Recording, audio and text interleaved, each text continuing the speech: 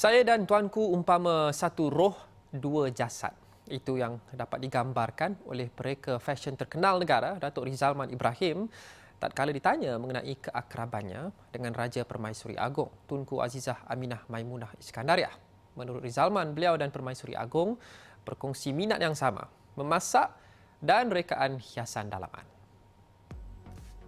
Dengan kata lain, kata Rizalman, persamaan minat itu memasak dan rekaan hiasan dalaman menjadikan persahabatan yang terjalin sejak 15 tahun itu kekal sehingga kini.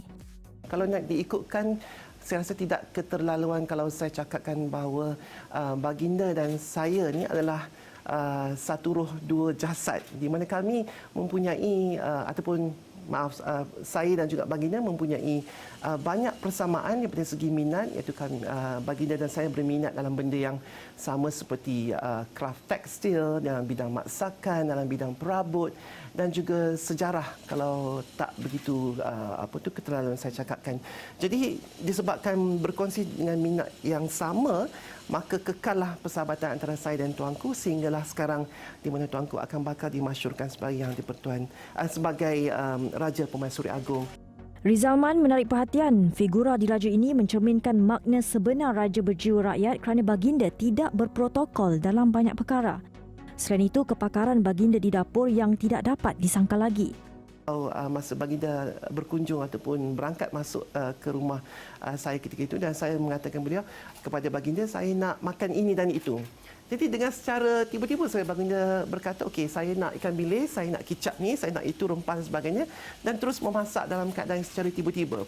Ini menunjukkan bahawa baginda bukan seorang tukang masak yang dibuat-buat ataupun hanya tukang masak yang hanya nak glamour menghasilkan buku-buku masak, tapi niat baginda adalah untuk berkongsi tentang resipi-resipi rakyat-rakyat yang mana merupakan antara juadah dan santapan diraja di istana. Rizalman dalam pada itu sempat bercerita mengenai makanan yang dimasak tuanku buat dirinya yang menjadi kegemarannya sehingga kini. Tuanku bukan sahaja pandai memasak masakan-masakan nasi campur dan sebagainya, tapi juga pandai dalam bidang baking. Jadi antara juadah kalau dari segi bakingnya, saya lebih suka menjamah kek buah tuanku, dan selalu saya meminta tuanku meletakkan cherry lebih dalam edisi kek buah saya, dan tuanku akan meletakkan cherry tersebut dalam huruf initial R bersempena dengan nama saya. Kemudian kalau daripada segi lauk pauk pula, saya suka meminati juadah iaitu asam nenas yang diletak udang, dan ketika tuanku berkunjung ke rumah saya, dan juadah itu juga dimasak untuk saya dan juga tetamu-tetamu saya. Mengenai persalinan istiadat pertabalan yang akan dikenakan Raja Permaisuri Agong pada 30 Julai ini, Rizalman berkata, tuanku banyak meminta perincian bersifat sentimental yang memberi makna tersendiri. Baginda adalah seorang yang amat sensitif kepada persekitaran, amat peka kepada segala jenis emosi. Jadi salah satunya ialah baginda telah menyuruh mereka-mereka banduan ini meletakkan lambang negeri Johor dan juga lambang negeri Pahang di colik-colik tenunan kain tersebut. Jadi ini merupakan salah satu benda yang saya rasa amat unik, kerana sebelum ini tenunan Pahang tidak mempunyai colik dan motif yang sedemikian. Ini baru diperkenalkan dan dibuat research and development oleh banduan-banduan untuk menghasilkan corak tersebut. Baginda juga telah meminjam kepingan-kepingan emas. Kalau dulu, orang dulu-dulu dia menjahit kepingan emas ini dibuat khas pada baju kurung, di mana kepingan emas ini akan dijahit berbentuk bunga tabur pada kain yang polos.